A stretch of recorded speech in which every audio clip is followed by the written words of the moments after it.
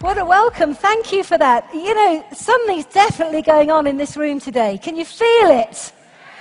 I mean, there is a real buzz, and I'm really excited because of the feel in the room today, because actually it really ties in very nicely with the talk I'm going to share with you this afternoon. It looks pretty impressive up there on the screen, doesn't it? And even when I look at it, even I think it looks pretty impressive. However, I want to rewind and take you all back to the start of an incredible journey. I think it's fair to say that for all of us, at some stage in our lives, we come to the realization that we're just not living the life of our dreams. Can anybody relate to that? We're just not living the life that we always felt that we should be living. And I can remember that day, for me personally, as if it were yesterday. My background was in farming, sheep and horses. And I have to say, I was a good farmer. I had a good life, but I had no money. I had no time. And even though life was good in the farming sector, I'd reached a position in my life where I'd gone through a nasty divorce and a complete change of lifestyle. Has anybody ever been through that? A complete change of lifestyle where you just think, oh my goodness. And I was a single mum with two wonderful young children, and I just got them off to school. It was a very wet, miserable February. And the postman had just been. Several envelopes were laying on the doorstep. I reluctantly went to pick them up, knowing in my heart of hearts that my life was pretty tough at that moment in time. But life couldn't get any worse, could it? The first letter I opened was a phone bill for £89.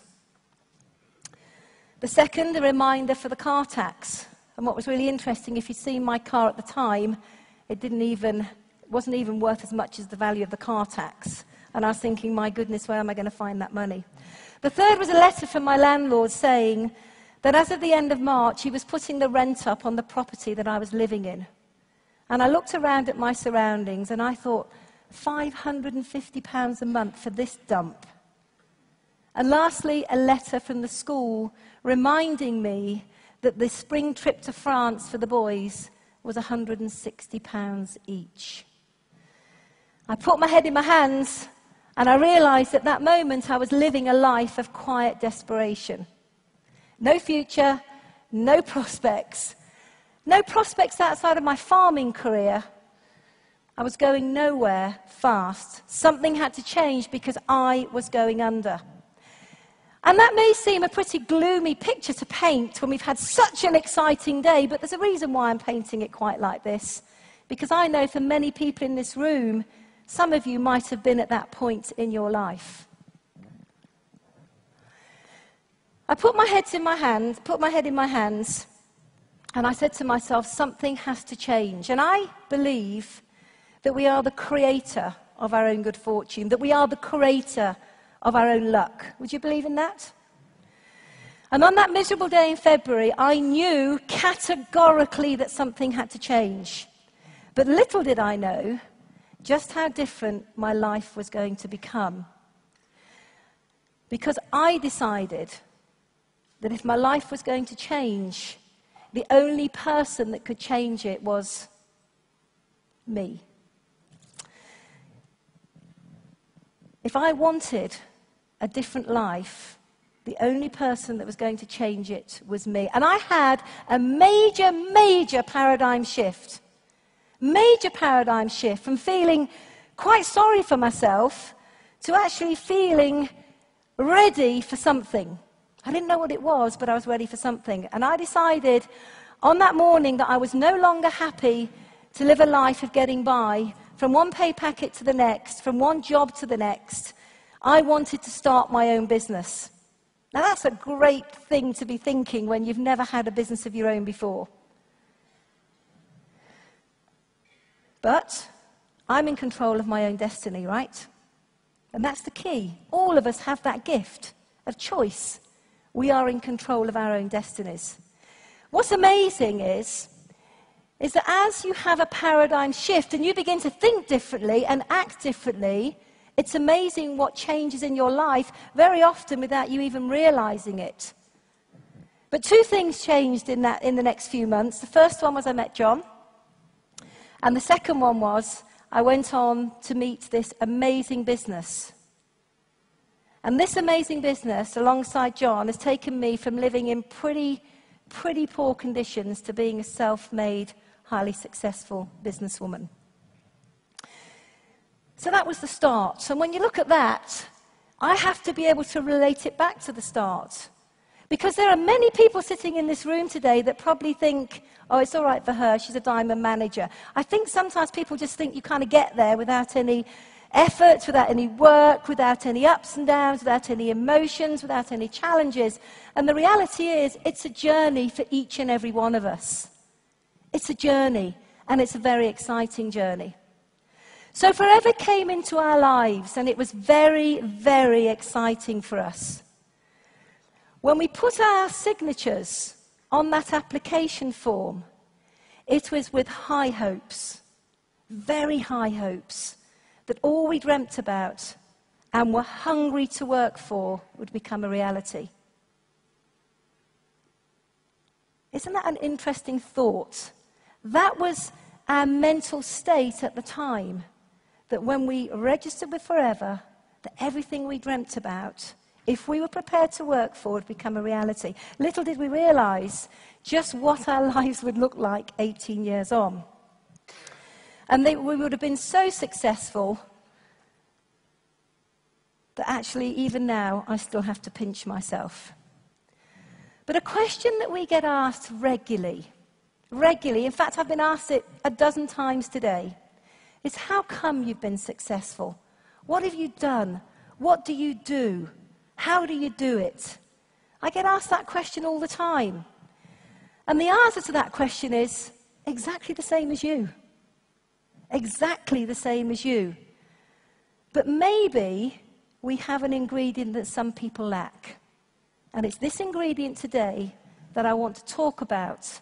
And I would like each and every one of you to write down, because I believe this is the missing link to success. And maybe, just maybe, what we have is a different passion to other people. And a different commitment to achieving the passion that is so very, very important and to what really matters to us. That word passion is going to change the lives of people in this room as of today. It's something that most people don't connect with, that most people don't truly understand. But tell me, has anybody felt the passion in this room today?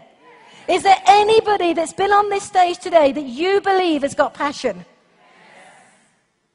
Because you immediately were attracted to them, weren't you? When they walked on this stage, you immediately knew there was something about them that was different. I'm telling you, the difference is passion. And that's what we're going to talk a little bit about today. In our first 5 months in Forever, we had what I call an immediate passion. An immediate passion. And for all the brand new people in the room right now, probably that's where you're at right now. You have an immediate passion to make something that's important to you right now, in this moment in time, to make something for you. For us, this was a huge need to make £2,000 a month. When we joined Forever, that was what we saw immediately for us. We weren't network marketing professionals. We didn't understand this direct selling concept. We weren't already experienced in the industry. We'd done our research, we'd found out what we needed to find out, but when we registered with Forever, it was not to fail, it was not to quit, it was not to have a go. It was because we knew this was the company that would allow us to achieve our dreams and goals. If we could just make $2,000 a month, gosh, that would take the pressure off us. That would help with the rent, it would help feed the children. When you've got 4 children at home, they don't take it lightly that the fridge is empty. It It would help to pay to run the car, for clothes, for pocket money, for insurance, and all that stuff that we need on a daily basis. I would imagine everybody in this room needs an extra $2,000 a month, am I right? So that was what I call our immediate passion. And it was something that we were committed to working hard for until we achieved it, with passion, with focus. And then within 5 months, we were making in excess of £2,000 per month. But more importantly, we were really enjoying the business. So, what did we learn in order for us to get to our first goal of manager and to achieve that £2,000 per month? Well, here we go. This is the simplicity of what one has to do to build a business.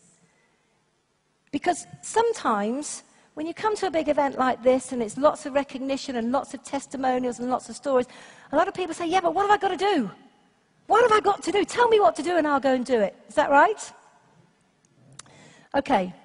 We learnt how to share the product with passion. And I am so delighted that we had Alan on the stage this morning, because I have to tell you, I've known him for 11 years. I didn't know the products had been that beneficial in his life. Wasn't that incredible? Now, do you think because he had those results and because he connected with the products, he had a passion in the way he goes and shares them with other people? Did you pick up in just the language he used, in the way that he was talking about how he lets people feel it, he never misses an opportunity? Do you believe he was connected with a passion to the product? Well, that's exactly how we were on day one. I must admit, when I first joined Forever, like Alan, we had our concerns. Aloe what? Aloe who? Never heard of it. 18 years ago, you had to go to the library and look up to see what aloe vera was. We didn't know anything about aloe. We didn't have Peter Atherton. We didn't have David Irch or Dawn. We didn't have anything. We had 4 or 5 bottles, all in the same colour, all with the same writing on them. And it was very, very interesting if you put the wrong product in some way you shouldn't have put it, because it all looked the same. But we decided that the simplest way to generate passion around these products was simple: use them. We saw incredible results on our youngest son, Marcus, in clearing up his eczema. I saw amazing results. John stopped snoring. I tell you, that was worth its weight in gold. My dad came off his Gaviscon. He'd been chewing Gaviscon for years to help with acid indigestion. My hair was soft and shiny from the shampoo. We all loved the tooth gel, the soap, the deodorant. We had enough to go on by using the products as a family for me to go out and share stories with passion. And I want to really emphasize that what we do is we share stories about these products with passion. I'm not a doctor. I'm not a product specialist. Please don't ask me to anything too technical on the products, because I don't know specification. But I'm passionate about these products in everybody's home being used on an everyday basis. And you know what? It was fun.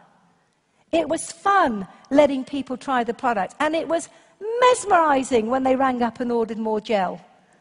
Especially when you're a new distributor and you try it yourself and you think, interesting flavor. And then it totally shocks you when your first customer rings up and asks for more. In fact, my response was, really?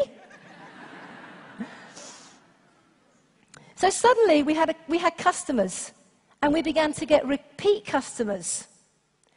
So when somebody asks me what you have to do, here's job spec number 1. If you want to be a successful distributor, you need to build a customer base of anywhere from 25 to 30 customers who are happily purchasing the product off you each and every month. Simple. That's the job requirement. And I'm a simple person, and I thought to myself, well, if that's all I have to do in order to build the foundation of a great business, then I will go and do it. And like Alan, we still have customers today that have been with us for 18 years that still buy the product, still love it, still recommend it to others. We've seen them grow up, their families grow up. It's been incredible. We've seen them have a healthy lifestyle. So do you think, everybody in the room, that you can do that? Is everybody committed to doing that? Is there anybody who's passionate about doing that? A few of you, good. I know Anne is. I can see her down there. Now then, what else did we have to learn in order to be successful? We had to learn how to share the business with passion.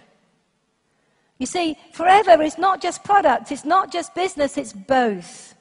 And I had my concerns initially. Of course I did. I'd never shared a business with anyone before. I was a farmer. I'd sold sheep. I'd sold a few horses. But never really shared a business concept, a business model. So remember, I could either stay in that thought process or I could embrace change and I could focus on what needed to be done to give me the things that were important in my life that I was passionate about. So we decided to learn how to do it. We decided to learn how to share the business model with passion. And I have to tell you, I'm not good with numbers. I'm number dyslexic. And I have to tell you that I don't know figures and percentages, and I get them all upside down and back to front, and I'm no good at them, but I found a way to learn them, and it was called practice. I had a reason to learn. You see, if you don't know why you're doing it, if you don't have a passion for something, you don't know why you should be learning it, and it's easier not to do it than to learn to do it. It's easier not to do it than to learn how to do it. But I was passionate about making that income per month, so I had a cunning plan. And here's how I learnt how to present the numbers, the money, the marketing plan, without any aids, without any lovely presentations that you have now, but just by writing out on a bit of paper. And what I did is I used to pay the children. I used to pay the children their pocket money if they would sit and let me practice a one-to-one on them. And I'll tell you, it works. You know, if they didn't sit down and listen, there's no pocket money.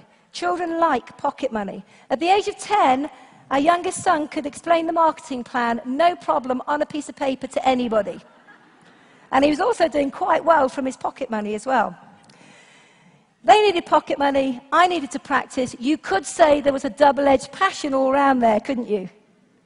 But passion is what drives the need to learn. It's easier not to do than it is to do. So what else did we learn in those early months? We learnt that you have to be passionately consistent with activity. And it's this area that I find that most people fall down in. In fact, I know they do because I have. But this area is so vital to your success that if you don't focus on it, then we can't guarantee you'll get to the top or to achieve what's important to you. Now let's say, if you ask me, what do I have to do to build a business? I say to you, you've got to develop 25 to 30 regular customers that buy product from you every month. Whatever product, we don't mind, as long as you've got the customers. And the other requirement is you've got to speak to 5 people a day. 3 about the business, 2 about the product. What would you say? Okay, now let me ask you another question. Let's just say you're all in a big interview. And I'm going to employ every one of you. You've impressed me so much, you're all employed. And as a result of employing you, I'm going to pay each and every one of you, as of Monday morning, £100,000 a year. How do you feel about that? Isn't it amazing? Job mentality, but there you go. And you then say, okay, Jayne, well, if that's fine, I'm really excited about my 6-figure income, but what have I got to do? Okay, what you've got to do is you've got to develop 25 to 30 regular customers under the umbrella of Forever. Do you think you can do that? And in order to learn the products, you've got to use them, you've got to share them in your family, and you've got to go to some training. Can you do that? And you're thinking, that's pretty easy for 6-figure income. And then I say to you, and the other thing you've got to do is you've got to speak to 5 people a day, 3 of them about the business and 2 about the products. What would you say? No problem, you're paying me a 6-figure income, right? Here's the thing is, the sad thing is, if I were paying you, you'd do it. That's the sad thing. If I were paying you a 6-figure income, you would put on your job hat, you would enter your office on a Monday morning, and you would do it. But for some unknown reason, when you're doing it for yourself, what happens? Oh, we'll just go and water the garden. We'll just go and wash the car. Oh, I'll just go, it's a lovely day, I'll go and put the washing out.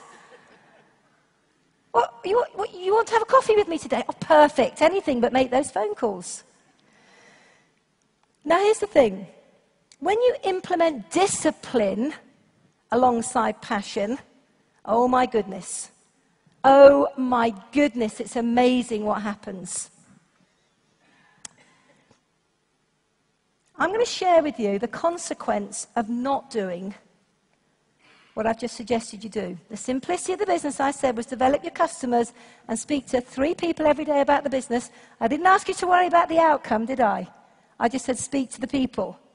I don't mind if the people you speak to say yes or no.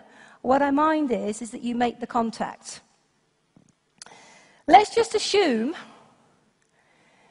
that your requirement is 3 calls a day about the forever business. Actually, I believe this is the requirement of success minimum for anybody who wants to be making 3, 4, 5,000 a month. If you want the bigger money, you've got to be doing a bit more. I don't think it's a lot to ask for a dream lifestyle, do you? Okay, but here's what would happen. If you did that for 6 days a week, you'd be making 18 telephone calls per week. If you think the average call takes about 10 minutes, that's what? A couple of hours' work. Do you think you could all do that? Now, I'm going to tell you what happens if you don't do it. Let's say that you decide you're only going to make 1 call a day. You do that for 6 days a week.